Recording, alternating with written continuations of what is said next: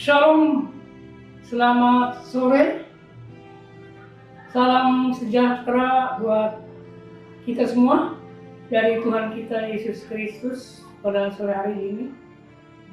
Selamat bertemu kembali dengan saya Nurdin, Murtadkom Papua Haji melalui udara.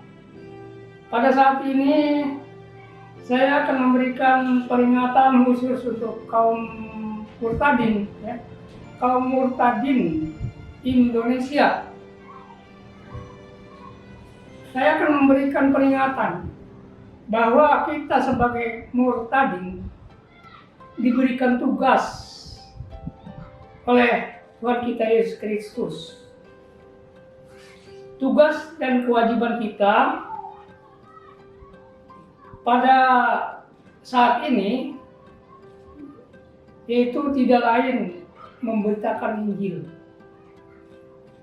Jadi tema pada sore hari ini tugas dan kewajiban bagi orang-orang murtadin.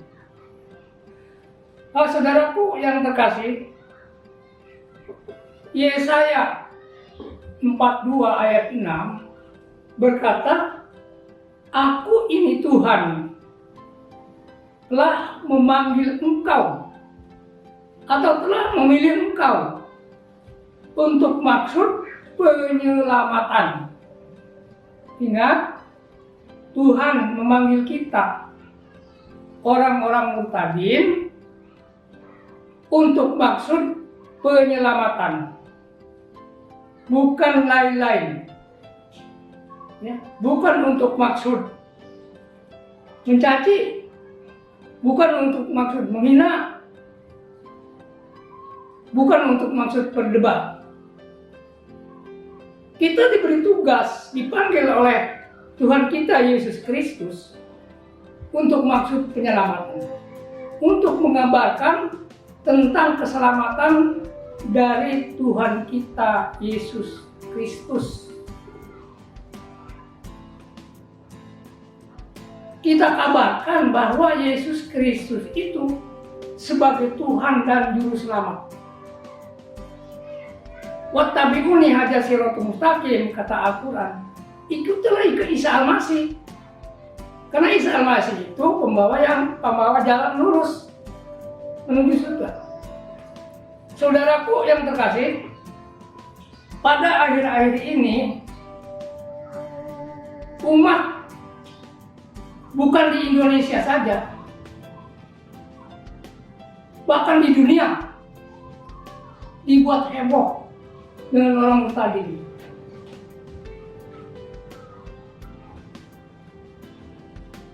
Jadi ingat, mari kita lakukan apa yang perintah Tuhan untuk menyelamatkan. Jangan kita membuat heboh. Karena saat ini beberapa murtadin yang membuat heboh, khususnya umat di Indonesia. Karena ada suatu kalimat yang melecehkan satu sama lain. Contoh,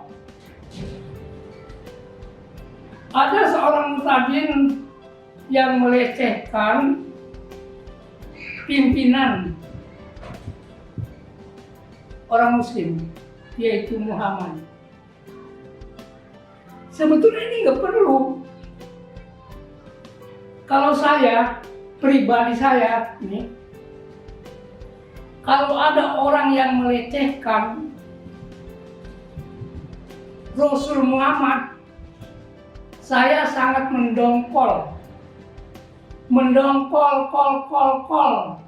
sebesar jengkol. Kenapa saya mendongkol? Karena saya dipanggil Tuhan Yesus Kristus berdasarkan hadis dan dakwahnya.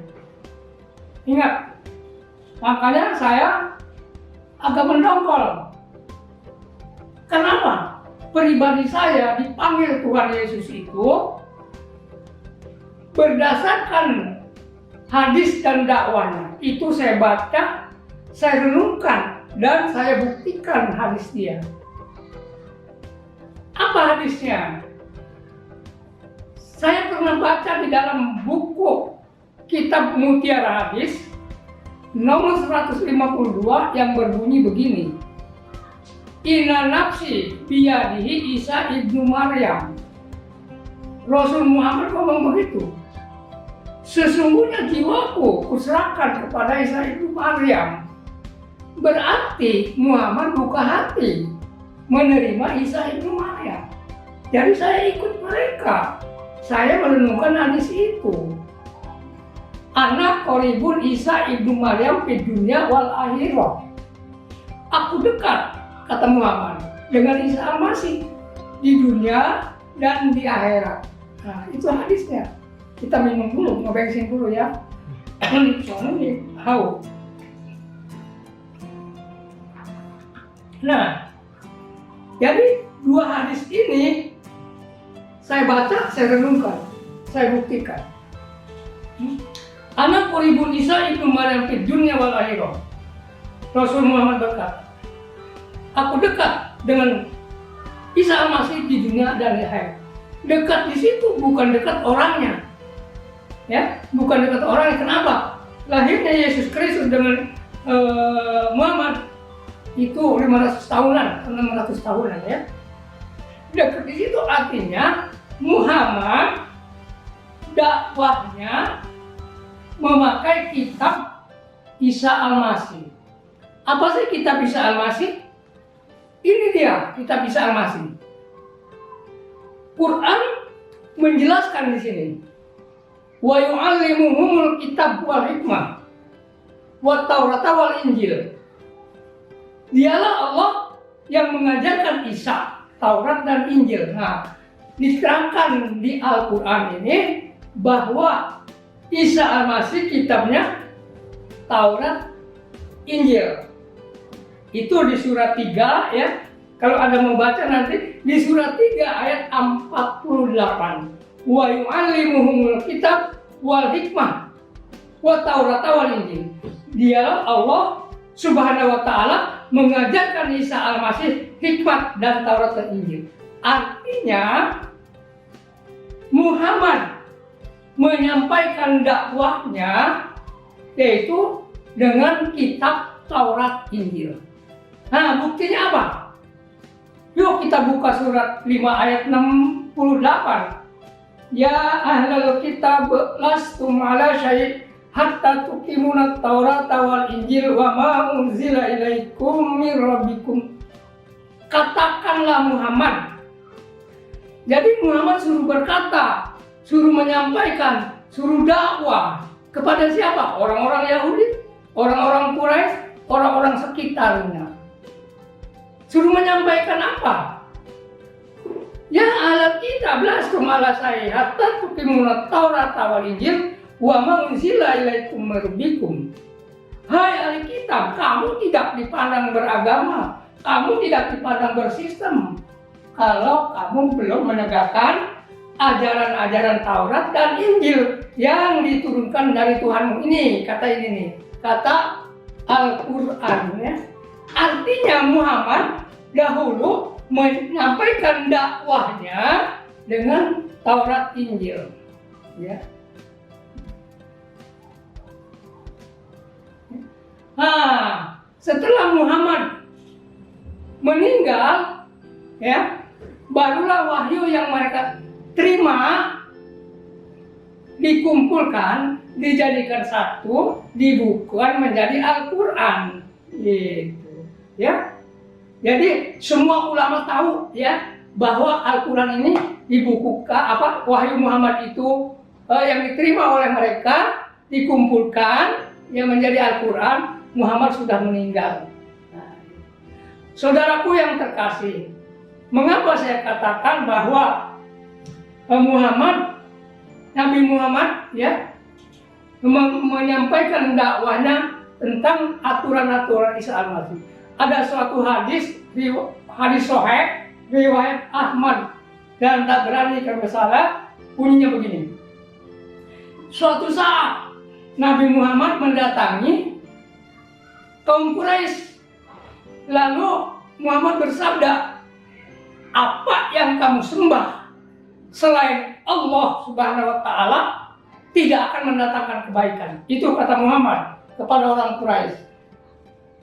Lalu orang Quraisy bertanya, hai Muhammad, bukankah Isa al-Masih itu seorang nabi yang soleh?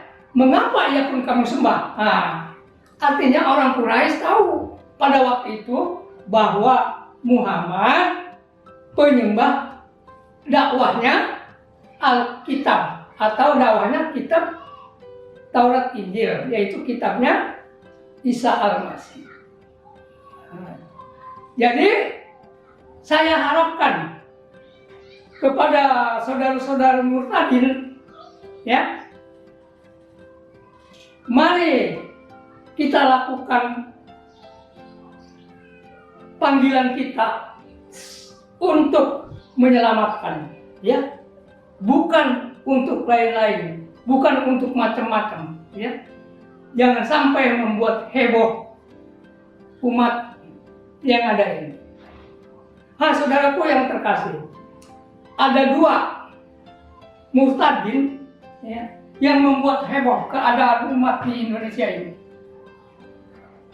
Ada murtadin yang mengatakan, yang melecehkan kitab kuning. Bagi pribadi saya keduhung hanya berapa persen saya mempelajari kitab kuning. Ya, kenapa? Pribadi saya menginstruksikan kepada pemuda-pemudi Islam agar belajar kitab kuning. Kenapa? Di dalam kitab kuning itu mengatur tata cara ibadah. Di dalam kitab kuning ada ilmu nahu, ilmu sorof, ada amil dan jurmiyah, ada ilmu fikih. Jadi kalau umat Islam atau pemuda dan pemudi Islam nggak mau belajar kitab kuning, Al-Qur'annya cuma dibaca doang misalnya. Tetapi kalau belajar kitab kuning, ilmu nahu, amil, jurmiyah, iklam anal awamila pinnawi mi'atu amilin, urasira ngaji amil ing satu uris kayak awamil kan tetap dalam ilmu nahu ikut 100 amil dan seterusnya. Kalau itu dipelajari, amil, jurmiyah, nahu, sorof, Anda akan tahu apa maksud huruf Arab yang ada di dalam Al-Quran.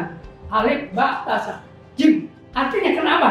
Huruf Arab yang ada di dalam Al-Quran suaranya sama, tapi pengertiannya berbeda.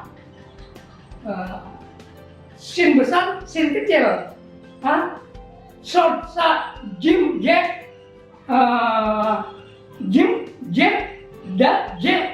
Itu suaranya hampir sama, tetapi pengertiannya berbeda. Nah, dengan belajar kitab kuning, dengan belajar ilmu nahu, ilmu sorof, ilmu fikih, akan tahu isi Al-Quran, makna Al-Quran. Ya. Untuk itu, pribadi saya, mengharapkan agar pemuda-pemudi bisa belajar ilmu nahu, sorof, agar bisa mengenal maksud dan tujuan Al-Quran. Jadi kalau udah mengenal maksud dan tujuan Al-Quran itu, atau huruf-huruf Al-Quran itu, diajak bicaranya enak, tidak ngebul kepalanya. Gitu. Tapi kalau dia nggak belajar itu, kita agak sulit. Makanya saya mengharapkan kepada pemuda-pemudi, jangan dihiraukan yang melecehkan kitab kuning, tapi belajarlah Anda kitab kuning. Belajarlah Anda amil, jurmiyah, nahu, sorof, dan kitab fikih. Ya, supaya Anda bisa tahu tentang tata cara belajar dan tata cara ibadah. Makanya Muhammad yang pertama diturunkan ayat Iqra bismi rabbikal ladzi khalaq. Ikra, apa sih artinya ikra? Baca atau belajar. Belajar apa? Bismi Rabbika. Bismi artinya nama Tuhan. Nama Tuhan itu apa? Firman Tuhan atau undang-undang Tuhan. Nah, Bismi Rabbika, belajar firman Tuhanmu. Khalaqal insan, yang menciptakan kamu atau yang menciptakan manusia, menciptakan saya. Demikianlah, sampai di sini dulu. Ya, semoga apa yang saya sampaikan ini suatu peringatan terutama kepada murtadin Indonesia. Mari kita sampaikan tentang keselamatan. Dan yang kedua, saya menginstruksi kepada pemuda-pemudi Islam, belajarlah kitab kuning, ilmu nahu, sorof, dan amil dunia. Terima kasih. Sampai di sini dulu. Lain kali kita sambung. Tuhan Yesus memberkati. Amin.